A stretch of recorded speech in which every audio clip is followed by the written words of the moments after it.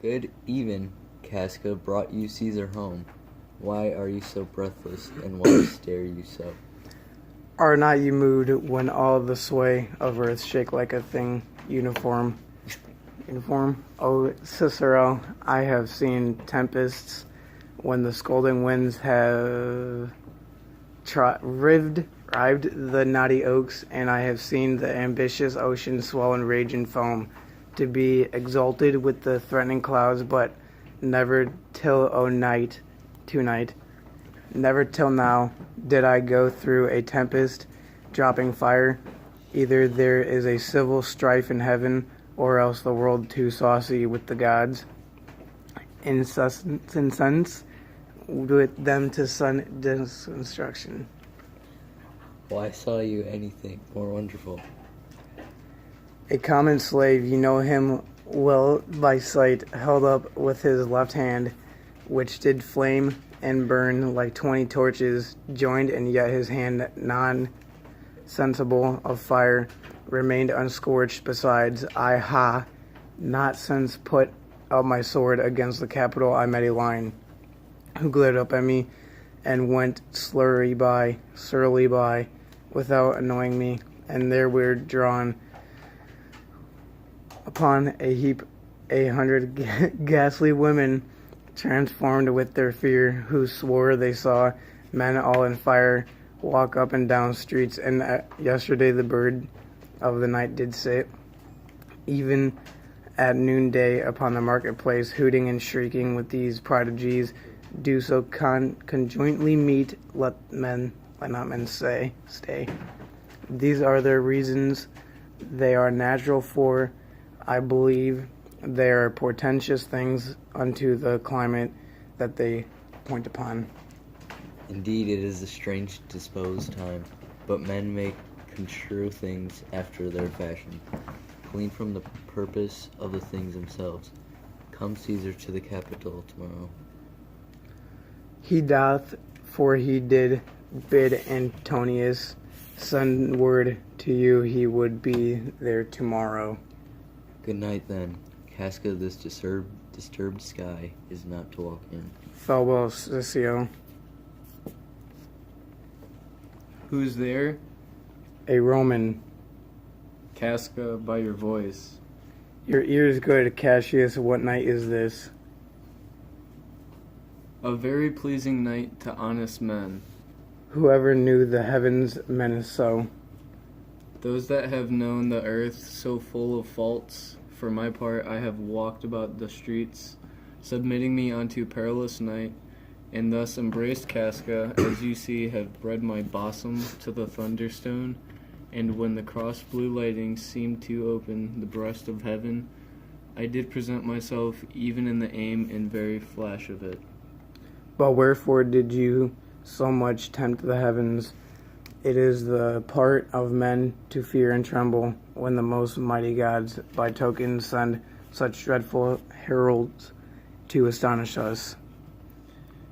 You are dull, Casca, and those sparks of life that should be in a Roman you do want, or else you use not. You look pale and gaze and put on fear and gas yourself in wonder to see the strange impatience of the heavens. But if you would consider the true cause, why all these fires, why all these gliding ghosts, why birds and beasts from quality and kind, why old men fool and children calculate, why all these things change from their ordinance, their natures and performed faculties, to monstrous qualities, why you shall find that heaven hath infused them with these spirits to make them instruments of fear and warning unto some monstrous state. Now could I, Casca, name thee a man most like this dreadful night, that thunders, lightens open graves, and roars as doth the lion in the Capitol, a man no mightier than thyself or me in personal action, yet prodigious grown and fearful as these strange eruptions are? 'Tis Caesar that you mean, is not Cassius. Let it be who it is. For Romans now have thews and limbs like their ancestors, but woe the while our fathers' minds are dead, and we are governed with our mother spirits. Our yoke and sufferance show us womanish. Indeed, they saw the senators tomorrow, mean to establish Caesar as a king, and he shall wear his crown by the sea and land in every place, save here in Italy. I know where I will wear this dagger then. Cassius from bondage will deliver Cassius. Therein, ye gods, you make the weak most strong. Therein, ye gods, you tyrants to do defeat. Nor stony tower, nor walls of beaten brass, nor airless dungeon, nor strong links of iron can be retentive to the strength of spirit. But life, being wary of these worldly bars, never lacks power to dismiss itself. If I know this, know all the world besides, that part of tyranny that I do bear, I can shake off that at pleasure, thunder still. So can I, so every bondman in his own hand and bears the power to cancel his captivity. And why should Caesar be a tyrant then? Poor man, I know he would not be a wolf, but that he sees the Romans are but sheep. He were no lion, were not Romans hinds. Those that with haste will make a mighty fire begin it with weak straws. What trash is Rome, what rubbish and what offal. When it serves for the base matter to illuminate so vile a thing as Caesar. But, O grief, where hast thou led me? I perhaps speak this before a willing bondman, then I know my answer must be made. But I am armed, and dangers are to me indifferent. You speak to Casca, and to such man that is not fleering, telltale.